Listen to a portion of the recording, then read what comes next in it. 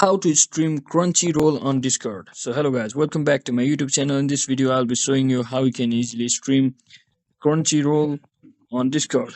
So first make sure you are playing some videos on your either your Crunchyroll application or simply on your Crunchyroll website.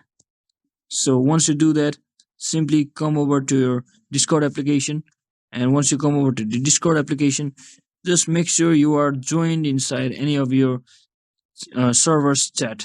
For example, I'm joined here in the ID coders din server inside general. Once you're joined inside here, you simply scroll down all the way from here and you simply click on the share your screen button. Once you start now, you can simply come over to your Crunchyroll website, and as you can see, the screen is being shared right now.